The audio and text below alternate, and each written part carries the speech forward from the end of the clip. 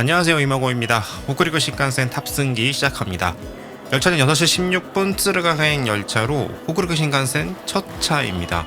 도쿄역에서 출발하는 신칸센 중에서는 호쿠리쿠 신칸센이 가장 시간이 늦습니다. 좌석은 그린샤 맨 뒷자리에 탑승을 했습니다. 굳이 첫 차에 그린샤를 택한 이유는 조금이라도 자유롭게 촬영을 하기 위한 선택이었습니다. 지정석은 생각보다 탑승률이 높았고 그린샤도 첫 차가 아니면 맨 뒷자리 점유하기가 어렵더라고요. 또한 우리나라와 달리 일본은 그린샤나 그랑클래스 차량의 경우에 해당 차량의 표를 소지하고 있지 않다면 객실은 물론 통로도 출입이 제한이 됩니다. 따라서 중간중간 대기로 나가서 촬영을 해도 타승객에게 방해가 되는 일이 거의 없습니다. 여기서 대기란 그 차량 중간 연결부에 있는 공간을 말합니다. 도쿄역을 출발합니다. 건너편에 도카이도 신칸센 차량들이 보이네요. 호쿠리쿠 신칸센은 도쿄에서 출발하지만 정식 구간은 타카사키부터 시작이라고 말씀을 드렸습니다. 영상에 시간 문제도 있기도 하니 지금부터 타카사키역까지는 대부분을 생략하고 넘어가려고 합니다. 나중에 조이치 신칸센 편을 만들게 되면은 그때 다시 보는 것으로 합시다. 도카이도 신칸센은 저 앞에서 끊어져 있습니다. 전 이대로 다음 정차역인 우에노역으로 향합니다. 우에노역에 접근을 하였는데 생각보다 승객이 있는 편입니다. 이날이 평일이었는데 보통은 상행선이죠. 반대편에서 오는 열차, 즉 도쿄행 열차가 아침 시간대에 혼잡한 편입니다.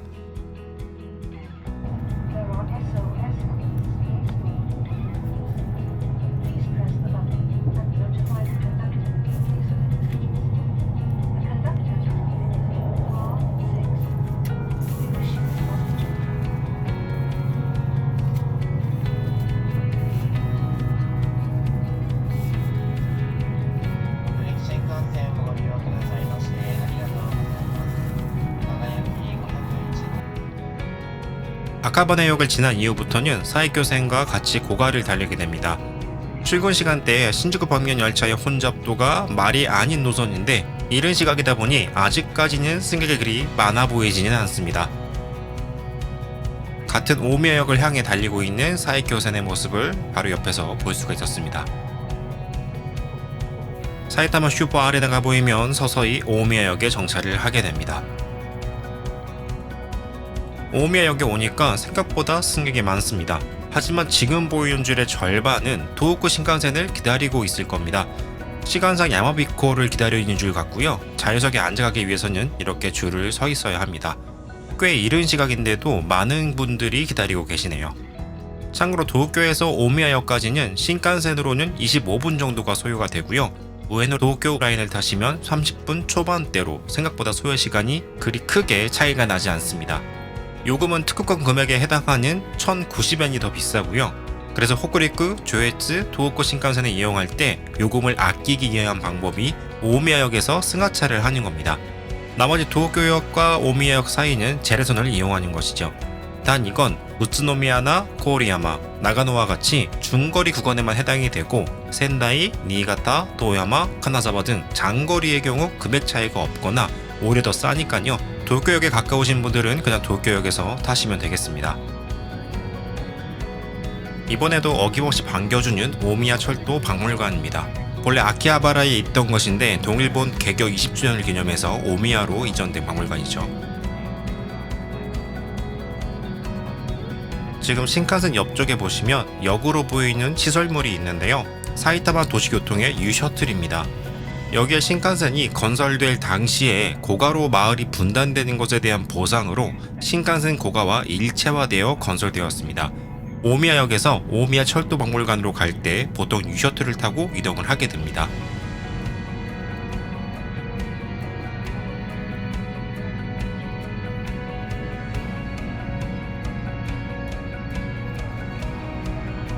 조금 더 지나면 도호쿠 신칸센과 여기서 분기가 됩니다.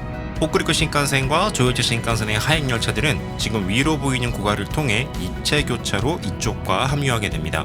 고가 밑으로 보이는 선로가 도호쿠 신칸센으로 분기되어 멀어져 가고 있습니다.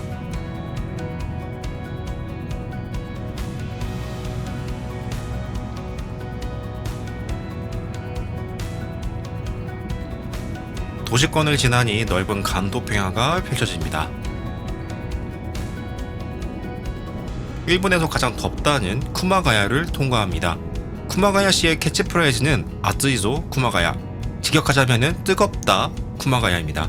참고로 2018년도에는 41.1도가 관측되며 일본 역대 최고 기록을 갈아치웠습니다. 일단 내륙성 기후인데다가 태평양 쪽에서 바람이 불어올 경우에 도쿄 도심에 뜨거운 열기가 바닷바람을 타고 들어와서 뜨겁게 되고요. 서풍이 불어올 때는 서쪽의 산지를 통해서 팬현상을 일으키기 때문에 덥습니다. 이러한 이유 때문에 굳이 이곳이 아니더라도 사이타마현, 군마현, 토치기현의 기온은 타 지역에 비해 높은 편입니다. 치치부 철도의 환승역이며 이 철도 노선은 수도권의 수원이 되는 아라강의 상류를 거슬러 올라가게 됩니다. 아라강 상류에는 나가토로라는 곳이 있는데요. 일본 지질학의 발상지로 일본 열도 형성에 있어서 중요한 지질 자원을 관찰할 수 있는 곳입니다. 쿠마가야에서 북동쪽 방면을 보면은 왼쪽으로 아카기산 그리고 오른쪽으로는 니코의 산들이 보이게 됩니다. 직선거리로는 70km나 떨어져 있지만 산의 높이가 2000m에 가깝기 때문에 이렇게 볼 수가 있습니다.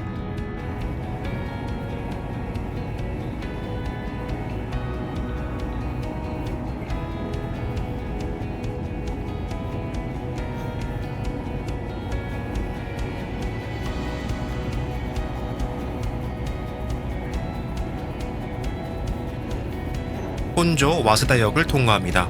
바로 앞에 혼조 와세다 대학이 있어서 붙여진 역명입니다. 이 역은 거의 전역 정차급인 아사마도 통과를 해버리는 경우가 많습니다. 군마현에 들어왔습니다. 군마현에 들어오니까 아카키산의 모습이 더 잘 보입니다. 저 산도 정상 근처까지는 차로 이동이 가능합니다. 이니셜D의 무대가 된 곳이기도 하고요. JR 특별급행 열차인 아카기라는 열차명의 유래가 되는 산이 되겠습니다.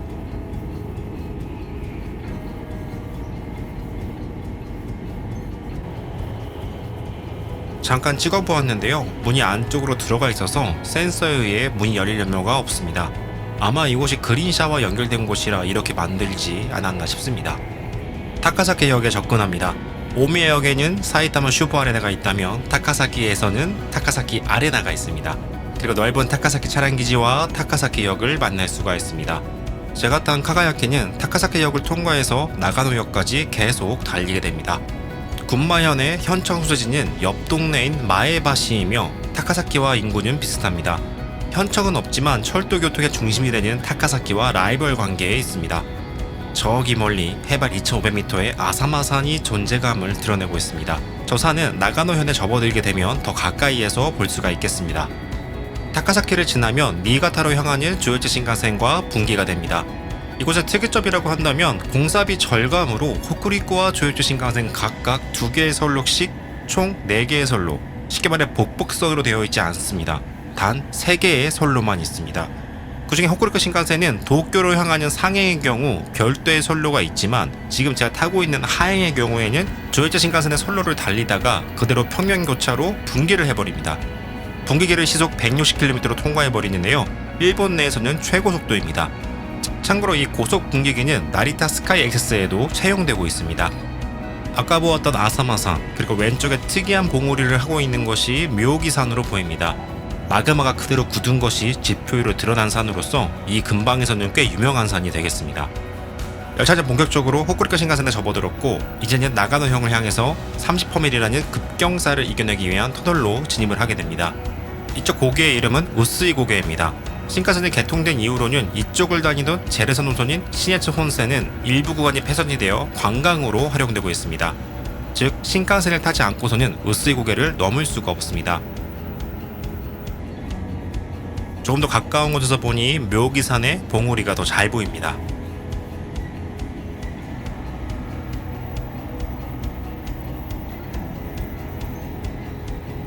지금 찍은 것은 아마도 제레선역인 안나카역 바로 앞에 있는 아연공장인가 싶어서 찍은 것인데 아마 맞는 것 같습니다. 다음 통과역은 안나카와 반대쪽 편에 있는 하루나산의 이름을 딴 안나카 하루나역입니다. 최대 30퍼밀의 경사를 오르는 터널에 진입하였습니다. 지도를 보시면 이렇게 약간은 우회하기 때문에 선형이 안 좋아 보일 수도 있지만 이것도 최대한 좋게 한 겁니다. 좋게 했다기보다는 공사비를 아끼기 위한 것이었다고 봐도 될 것 같은데요. 사실 당시에 신칸센 규격이 12퍼밀의 경사였어요. 근데 이거를 포기하고 30퍼밀로 경로를 설정한 겁니다. 이렇게 하면은 경로를 단축시킬 수가 있죠. 실제 20km 정도 단축이 되었다고 해요. 지금 터널 사이사이로 바깥 풍경이 보이는데 점점 고도가 높아짐을 확인할 수가 있습니다. 안다카 하루나역을 통과합니다. 군마현의 유일한 호쿠리쿠 신칸센 정차역입니다. 역 위치를 보면 뭔 이딴 곳에 역을 만들었어 라는 말이 나올 정도입니다. 호쿠리쿠 신칸센의 경우 정비 신칸센 법으로 만들어진 신칸센이라고 했습니다. 그리고 신칸센법은 해당 지자체도 같이 건설비를 부담하는 시스템이죠. 만약에 안다카 하루나역이 만들어지지 않았다면 군마현은 호쿠리쿠 신칸센의 건설비만 부담하고 역이 하나도 없는 현이 되어버립니다. 그렇기 때문에 이렇게 역이 만들어졌다고 보셔도 될 것 같습니다. 열차 내부에 있으면 현재 오르막이라는 것이 충분히 체감이 됩니다. 얼마나 큰 경사로 오르는 것인지 체감이 안 되시는 분들을 위해 고도를 말씀드리자면 타카사키역의 고도는 100m 정도고요. 우스이 고개를 넘으면 만날 수 있는 카루이자와역은 940m로 총 840m의 고도차를 이 신칸센은 시속 200km 정도로 넘게 됩니다. 터널 막바지에서부터 급커브 구간으로 들어가기 때문에 역에 정차하지는 않지만 열차는 속도를 줄여서 카루이자와역을 통과하게 됩니다. 과거에는 나카센도의 한 숙박마을이었으나 메이지 시대 이후에 외국인들의 피서지가 되어서 당시 서양식 별장들이 꽤 남아있습니다. 현재는 일본의 부자들의 별장도 많이 들어선 곳입니다. 역 앞에는 아울렛이 있어서 최근 외국인 관광객들이 많이 온다고 합니다. 저는 이곳에 딱 한 번 방문하였었는데요. 유명한 시라이트 폭포를 갔다가 자전거를 빌려서 주변을 돌았던 기억이 납니다. 힐링 그 자체인 곳입니다. 아직도 그때의 추억이 좋게 남아있어서 숙박여행으로 다시 한번 해보고 싶은 곳입니다. 앞에 전개 가선이 보이는 것은 과거에는 JR의 제레선이었으나 호쿠리쿠 신칸센 개통 이후 제3세트로 이관된 시나노 철도가 운영 중입니다. 카루이자와가 철도 회사에게 있어서 꽤 중요한 곳입니다. 과거 호쿠리쿠 신칸센의 노선 후보 중 하나가 현재의 추호선 루트를 이용해서 마츠모토 경유로 빠져나가는 것이었습니다. 하지만 카루이자와는 신칸센이 없던 당시에도 연간 80만 명이 방문하는 대표적인 관광지였습니다. 이 때문에 당시 국철 입장에서는 포기할 수 없는 역이었죠. 결론적으로는 나가노 올림픽도 있었고 공사 난이도 그리고 연선 수요를 생각한다면 지금의 루트로 잘 결정된 것 같습니다. 지금 바로 앞에 해발고도 2568m의 아사마산이 있는데요. 아까 간토 쪽에서는 잘 보였던 봉우리가 여기에서는 구름에 가려서 잘 보이지가 않습니다. 아쉽네요. 아사마산 정상에는 거대한 칼데라가 형성되어 있습니다. 지금도 분화 활동이 있기 때문에 어느 정도부터는 입산이 금지되고 있는 곳입니다. 화산을 보았을 때 활화산임을 바로 알 수 있는 한 가지 방법은 산 꼭대기 부분, 그러니까 화구 부분에 식생, 즉 나무나 풀이 없다면 거의 100% 활화산입니다. 산지 쪽을 지나게 되면 사쿠시에 접어들게 되고 넓은 사쿠 평야가 펼쳐지게 됩니다. 지금의 호쿠리쿠 신칸센은 풀규격의 신칸센으로 개통되어 있지만 본래 계획은 카루이자와까지가 풀규격, 그리고 그 이후부터 나가노역까지는 미니 신칸센으로 계획되어 있었습니다. 지금 통과하는 사쿠다이라역은 초기 건설 시에는 논밖에 없던 곳입니다. 본래 이쪽 지역은 코모로가 중심지였습니다. 특급 열차의 정차역이었죠. 하지만 토지 보상비가 적게 되는 논 쪽으로 노선을 정하게 되면서 이곳에 역이 생기게 되었습니다. 현재는 역이 들어선 이후에 개발이 활발해져서 전세가 완전히 뒤바뀌었습니다. 이 역에서는 코미센으로 환승이 가능하며 이 노선은 JR에서는 가장 높은 고도를 다니는 철도입니다. 사쿠다이라역을 통할 열차는 긴 커브를 그리며 터널로 들어가게 됩니다. 터널을 나오게 되면 나가노현의 또 다른 분지인 우에다라는 작은 분지가 나오게 됩니다. 하늘이 점점 맑아오네요. 이쪽은 전체가 분지이기 때문에 사방이 산입니다. 게다가 산들도 최다 1-2,000m급 산들입니다. 확실히 나가노 분지 자체가 기본적으로 고도가 500m 이상은 되다 보니까 구름들이 낮아 보인다는 느낌을 많이 받습니다.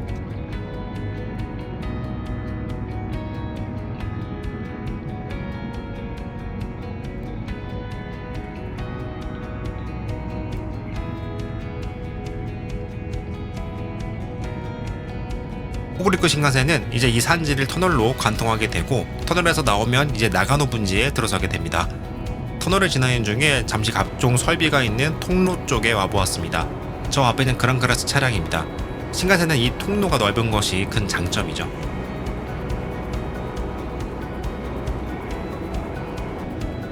나가노 분지에 들어왔습니다. 역시 사방이 산입니다. 나가노 부지에 들어서면 제레선과 만나게 되는데요. 지금 벽에 가려 보이지는 않지만 시노노이역을 지나고 있습니다. 나가노현의 제2의 도시인 마츠모토와 연결되는 시노노이센과 연결이 됩니다. 특급 시나노가 다니고 있고 최종적으로는 나고야까지 갈 수 있습니다. 보니까 시나노철도에 115개 쇼난 노트 차량을 발견할 수 있었습니다. 115개는 지금도 계속 은퇴 중인 것 같은데 2028년까지만 운행을 하고 전 차량 은퇴 예정에 있습니다. 점점 국철시대 차량이 사라지고 있네요. 앞에 보이는 역은 카와 나카지마역입니다. 전국시대 때 타케다 신겐과 우에스게 켄신이 몇 번이고 전투를 벌였다는 카와 나카지마. 실제 전투지는 이곳이 아니고 반대편에 있습니다. 이대로 사이강을 건너게 되고 나가노역에 접근하게 됩니다. 나가노역입니다. 644년도에 만들어진 젠코오지가 유명한 곳이기 때문에 많은 일본인들이 찾아오는 곳입니다. 이 때문에 나가노시 인구는 37만 밖에 되지 않는 도시이지만 신칸센의 운행 본수는 인구 2배인 니가타에 뒤지지 않습니다. 역 앞에 있는 나가노 덴테츠를 탈 수가 있는데요. 과거 전망열차였던 오방스카를 여기에서 볼 수가 있습니다. 얼마 전에 책에서 읽은 나가노현의 재밌는 이야기를 하나 해드리자면 나가노현의 현천 수제지는 나가노시에 있습니다. 그런데 이게 당시에 마츠모토시와 현천 수제지 문제로 엄청 싸웠다고 합니다. 심지어는 분리하자라는 이야기가 나오기도 했고 실제로 분리 찬송파가 이길 뻔했다고 하는데요. 그때 시나노의 나라라는 현의 노래를 하나 둘씩 부르기더니 결국 분리운동이 중지되었다는 1948년도의 이야기입니다. 일본은 워낙에 지역색이 강하다 보니까 이런 스토리를 찾아보면 재밌는 이야기가 많습니다. 나가노역을 떠나자 나가노 차량기지가 보입니다. 이 217개 열차들이 보이는데 폐차 대기 중인 것 같습니다. 저 안쪽에 국철시대 차량도 보이는데 저놈은 189개일까요? 아직도 이렇게 살아남아있네요. 포크레인이 있는 곳을 보니까 해체 작업이 이루어지는 곳이겠네요. JR 도카이아 차량도 나가노까지 오기 때문에 특급 시나노 차량도 지금 보이고 있습니다. 동일본과 서일본의 경계역은 조야시 묘코역이지만 열차가 정차하지 않기 때문에 나가노에서 승무원 교대가 이루어집니다. 정차역을 떠나면 차량의 자리 체크가 이루어지게 되고 헷갈리지 말라는 의미에서 자리에 그냥 쭉 앉아 있었는데요. 그 덕분에 중요한 것을 하나 못 찍었습니다. 지금 이 근방의 반대편 쪽이 나가노 신칸센 차량기지가 위치해 있습니다. 그리고 최악의 재해가 있었던 장소이기도 하죠. 2019년에 있었던 태풍 피해로 강이 범람하였고 차량기지에 있던 차량들이 전부 다 침수되었던 사건입니다. 그리고 침수된 차량들은 전부 폐차가 되었습니다. 지금 범람에 대비해서 높이를 높였다라는 것 같습니다. 저 멀리 안쪽에 나가노 덴테츠에 종점이 있으며 유다나카 온천이 위치합니다. 굳이 언급한 이유는 센과치히로의 행방불명의 모델이 된 료칸이 있어서입니다. 카나구야라는 곳이고요. 언제 한번 방문해보려고 하는 지역이라 생각나서 말씀드려보았습니다. 저 멀리 보이는 산봉우리 부근이 카미시에즈 고원으로 국립공원입니다. 나가노현과 군면의 경계 부근이죠. 2000m대의 산에 가려있지만 그 바로 뒤에는 쿠사츠 온천이 있습니다. 저쪽에는 산을 넘어가는 도로가 있기 때문에 차를 이용하면 쿠사츠까지 갈 수가 있습니다. 이 다음 역인 이야마역을 시작으로 동해에 면한 모든 역들은 전부 겨울에 눈이 많이 오는 다설지이기 때문에 선로가 있는 부분까지 지붕이 덮여있게 됩니다. 따라서 역을 통과할 때 역내가 안 보일 정도로 어두워지는 것을 영상으로나마 확인이 가능할 겁니다. 그리고 역을 지나면 호쿠루쿠 신칸센에서는 22km로 가장 긴 터널인 이야마 터널로 들어가게 됩니다. 나가노현에서 니가타현으로 가게 됩니다. 공사를 시작하기 전부터 난공사로 유명했던 곳으로 공사 중에는 메탄가스나 원유까지 나온 것입니다.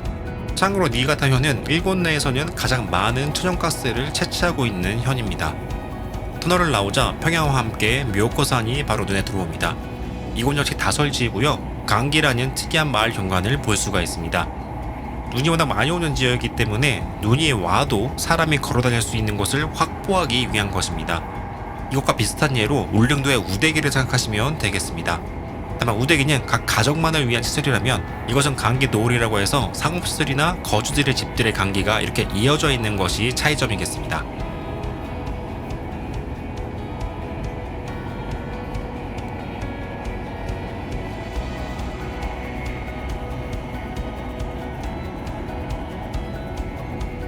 역에 다다르면 미오코 하네우마 라인이 살짝 보입니다. 이 선로는 나가노까지 이어집니다. 조에치모코역을 통과합니다. 역 전체를 덮은 지붕 때문에 역시 깜깜합니다. 동일본과 서일본의 경계역으로 2역 이후부터는 서일본 관할이 됩니다. 특급 시라유키가 정차하는 역이며 니가타까지 연결됩니다. 이제 니가타현에 속하는 나머지 역 중 하나인 이토 이가와역을 향해 또다시 터널로 들어갑니다. 터널을 나오자 드디어 바다가 나오기 시작합니다. 지금까지는 북서 방향으로 진행을 했지만 이제는 남서쪽을 향하게 됩니다. 산을 넘고 넘으니 드디어 날씨가 맑아졌네요.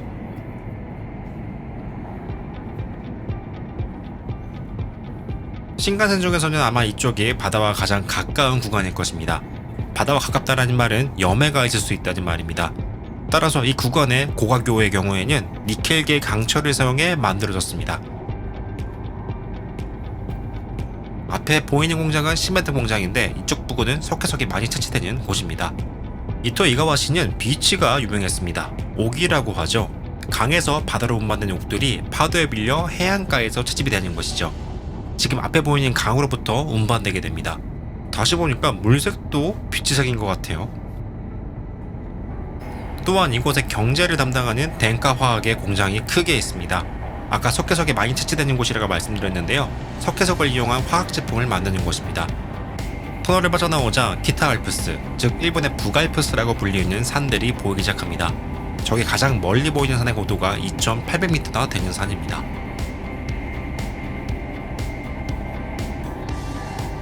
쿠르베시에 접근합니다. 그곳은 위성사진으로 보시면 완전히 부채꼴 모양을 하고 있는 선상지임을 확연하게 확인할 수가 있습니다. 그리고 이쪽 약간 경사진 곳이 보이시죠? 오른쪽 언덕이 본래 선상지에 퇴적물이 쌓여 높아진 대지 부분이고 왼쪽은 강의 침식으로 인해 깎여 나간 곳입니다. 지금은 쿠르베 강이 하나의 강으로 보이지만 이것은 인위적으로 제방을 쌓아 하나로 강으로 만든 것이고요. 에도 시대 때만 하더라도 본래 여러 개의 강이 흐르고 있던 곳입니다.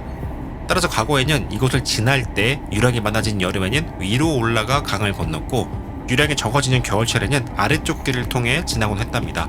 즉 강의 유량에 따라 길을 달리해서 지났다라는 것이죠. 창밖에 이곳은 농가 주거지로 바뀌어 있지만 과거에는 여러 강이 이곳을 흐르고 있었다고 생각을 하시면 되겠습니다. 쿠르베 강을 지금 지나고 있습니다. 곧 역을 통과하게 됩니다.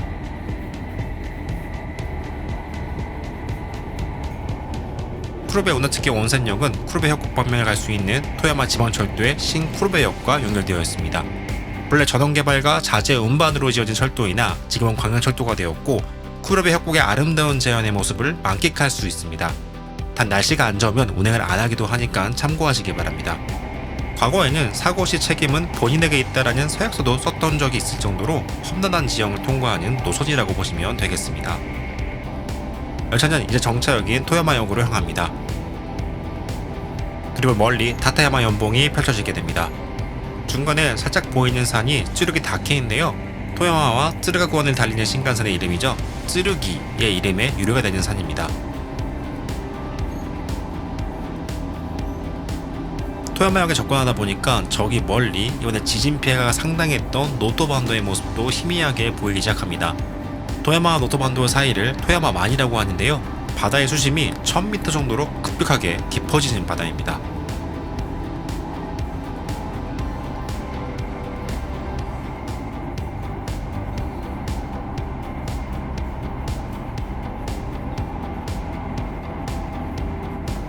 여기서 보니까 더 잘 보이네요. 아까 봤던 쯔르기산 그리고 더 안쪽으로 토야마현의 관광지인 타테야마도 살짝쿵 보입니다. 멀리 있어서 그렇게 높아 보이지는 않지만 저 봉우리들은 다 백두산보다 높은 산들입니다. 저 산들은 하얗게 눈이 덮이게 되면은 아주 장관아 보여집니다. 친구 고향이 이쪽이라서 얼굴 모임검해서 간 적이 있었는데요. 당시가 7월이라 설사는 못 찍고 비슷한 사진이라도 찍어보려고 했었는데요. 망원 렌즈가 아니면 생각했던 그 그림이 안 나오더라고요. 그냥 열차 사진만 찍고 돌아갔습니다. 열차는 토야마역 부근에서는 큰 커브를 돌면서 접근하기 때문에 속도를 줄이게 됩니다. 신칸센이 역 근처에서 소장이 안 좋아지는 것 같으면 보통 두 가지 생각하시면 됩니다. 지역 문제 아니면 토지 보상 문제입니다. 애초에 카나자와 토야마 이쪽은 신칸센을 풀 규격으로 지을 계획이 아니었습니다. 이 이야기는 잠시 후에 하겠습니다. 열차는 토야마역에 정차합니다.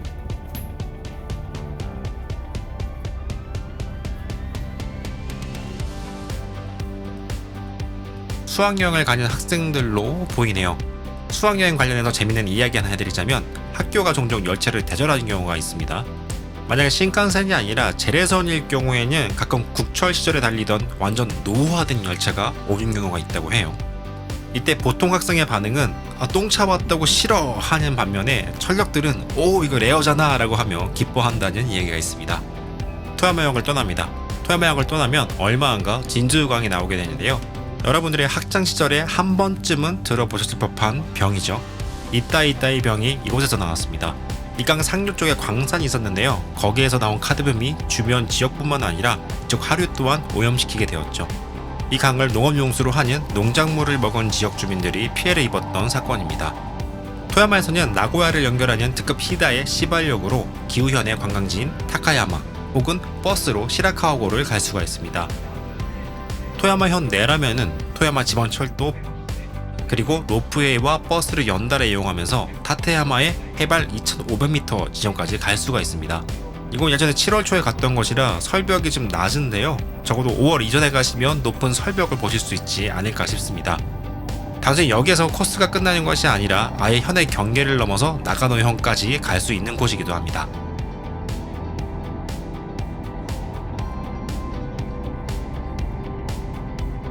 열차는 얼마 안가 신 타카오카역을 통과합니다.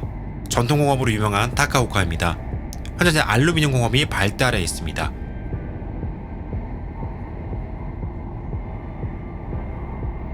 아까 신칸센 규격 이야기를 이어서 해드리자면 본래 호쿠리쿠 신칸센의 계획은 타카사키에서 카루이자와까지 풀규격 신칸센 그리고 카루이자와에서 나가노까지는 미니 신칸센 이토에가부터 카나자와까지는 모든 규격은 신칸센 수준이지만 레일만 협계를 사용하는 슈퍼 특급을 활용할 예정이었습니다.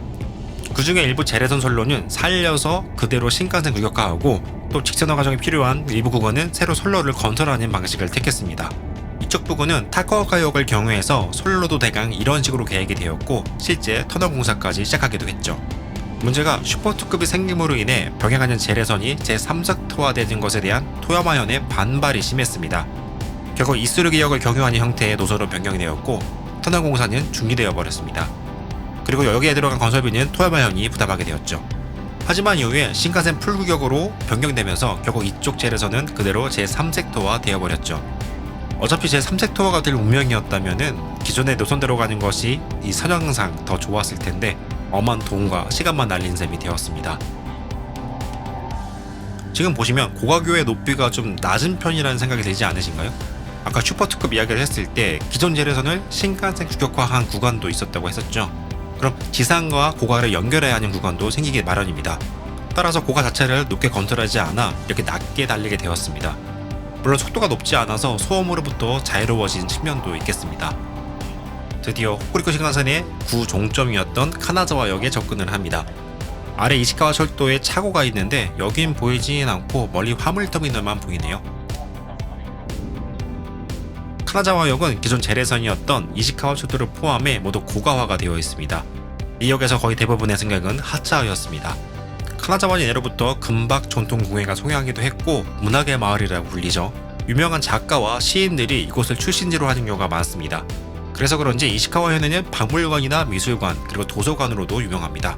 카나자와 자체가 관광지로나 유명해서 굳이 말씀 안 드려도 괜찮을 것 같습니다.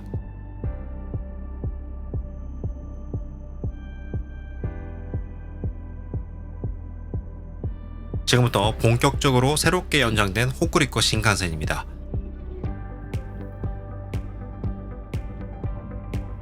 또 하나의 호쿠리쿠 신칸센의 특징이 보입니다. 눈에 대비해서 선로가 놓여있는 이 슬라브가 높게 설치되어 있습니다. 제설차가 지나가거나 신칸센의 스노우 플라우에 눈이 양옆으로 쌓이게 공간을 두기 위한 것입니다. 현재 영상으로는 높이를 체감하기가 힘든데요. 영상 뒷부분에 나오니까요. 그때 다시 보여드리겠습니다. 그리고 또 한 가지, 전에 도카이도 신칸센에서 탈선방 지장치가 설치되어 있는 것을 보여드린 적이 있을 거예요. 하지만 호쿠리쿠 신칸센에는 없습니다. 물론 도카이도 신칸센이 지나는 지역에 활선 단층으로 되어 있는 부분이 많기도 하죠. 얼마 전에 난리가 났었던 난카이 트라프가 시즈오카 쪽을 지나기도 하고요. 따라서 더 신경을 쓰고 있는 점도 있습니다. 만약에 사고가 나서 도카이도 신칸센이 멈추면 하루 평균 운전 수익인 300억이 날아가는데 안 할 수가 없겠죠. 호쿠리쿠 신칸센의 경우에는 아까와 같은 탈선 방지 장치가 없는데요. 가장 큰 이유가 겨울에 눈이 많이 오는 지역이기 때문에 사이사이에 눈이 쌓일 염려가 있습니다. 따라서 없다고 보시면 되겠습니다. 대신 다른 방식으로 되어 있습니다. 열차의 바퀴 쪽을 잘 보시면 이렇게 생긴 것이 있습니다. 만약에 열차가 탈선하게 되면은 저것이 레일에 걸려서 탈선을 막는 역할을 한다고 보시면 됩니다. 눈이 많이 오는 곳을 지나는 도호쿠 신칸센, 아키타 신칸센, 야마가타 신칸센 모두 대차 부분까지 거의 다 막혀 있습니다. 바퀴가. 하지만 이 7개는 바퀴 쪽이 반쯤 드러나 있는 게 바로 이 설비 때문입니다. 제가 실수로 놓친 부분이 있는데요. 호쿠르기 신칸센이 연장 개통하면서 트레인파크 하쿠사지에 새롭게 개장을 했습니다. 이게 하쿠사 신칸센 차량기지 바로 옆에 있는데요. 제가 그 위치를 착각했습니다. 실제로는 이시카와 철도역 부근이었는데 제가 신칸센역 부근만 찾고 있던 곳이에요.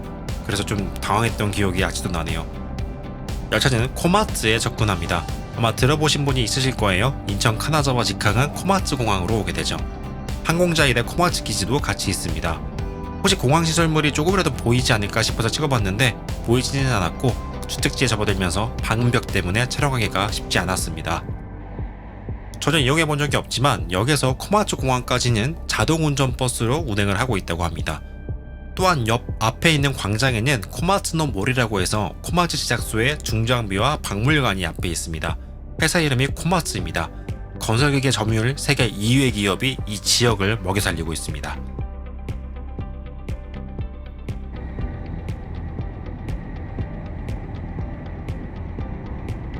아마 도쿄에서부터 쭉 온 사람은 저밖에 없지 않을까 싶습니다. 다음 역인 카가 온센역을 통과하기 이전에 카가 나이칸론이라는 거대한 불상이 먼저 눈에 들어옵니다.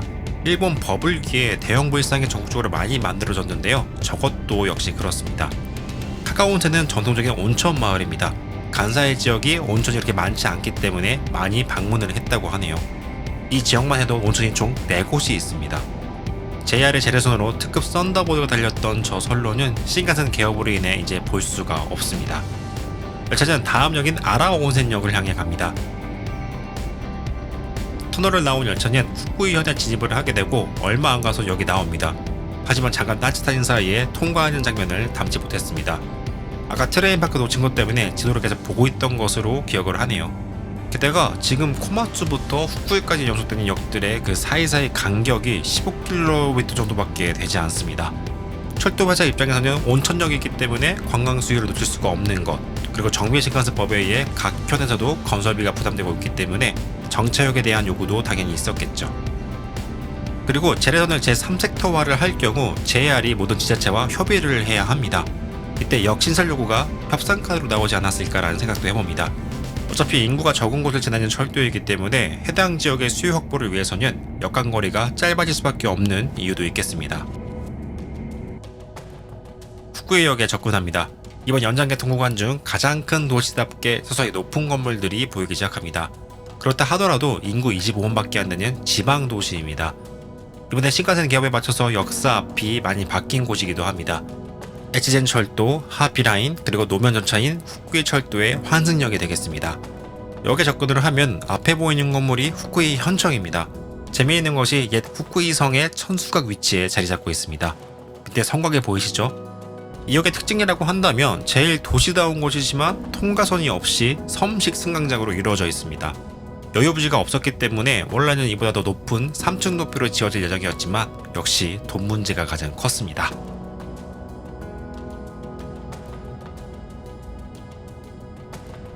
후쿠이역을 떠납니다. 저 앞에 건물이 띄어서 뭔가에서 찾아봤는데 박물관이었습니다. 후쿠이현이 과거 율령국 시절의 국명은 에치젠, 좀 더 범위를 넓혀보자면 카나자와가 있는 카가, 지진 피해를 입었던 노토, 토야마가 있는 에츄, 그리고 니가타현이 에치고가 됩니다. 여기서 에치고를 좀 더 세분화하자면 남쪽부터 조에츠, 추에츠, 카에츠가 됩니다. 철도를 좋아하시는 분들에게는 꽤 익숙한 이름들이죠. 처음에는 후쿠이 썬돔인 줄 알았는데 찾아보니까 후쿠이 현립 음악당이었습니다. 신칸센에서는 약간 떨어진 곳에 인구 밀집 지역이 나오기 시작을 하는데요. 저쪽이 사바이라는 곳입니다.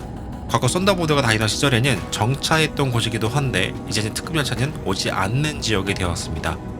안경이 유명한 곳으로 안경 생산 일본 1위이며 전세계 기준으로는 20%를 담당한다고 합니다. 티타늄제 안경을 세계에서 처음 만들어낸 곳이기도 합니다. 이제 서서히 막바지로 향합니다. 터널을 지나면 곧 에치젠 타케구역입니다. 터널을 나오니까 보이네요. 후쿠이 썬돔입니다. 좀 유명하다 싶은 가수들은 저기에서 콘서트를 합니다. 이 영상을 촬영했던 때부터 일주일 후 정도에 마크남바 라이브도 있더라고요.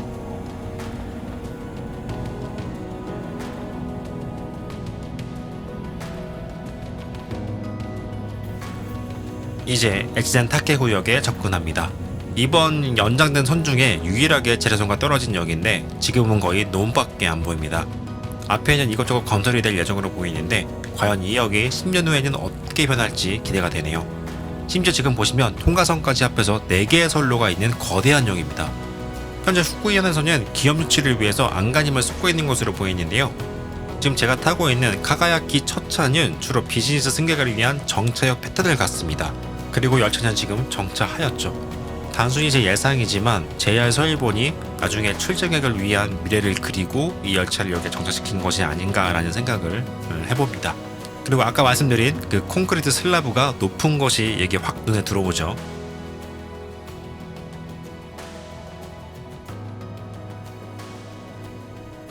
자, 이제 열차는 호쿠리쿠 신칸센의 종점인 쯔루가역을 향해 갑니다. 그리고 좀 더 가면은 이번 연장 구간에서는 가장 긴 터널인 신호쿠리쿠 터널로 들어가게 됩니다. 썬더버드가 다니던 시절에는 지상을 달려졌기 때문에 보이지 않았던 쯔르가만 신칸센에서는 볼 수가 있습니다. 지금은 없어졌지만 과거에는 쯔르가항까지 철도 노선이 놓여 있었고 블라디보스토크까지 연락선이 오가던 곳이었습니다.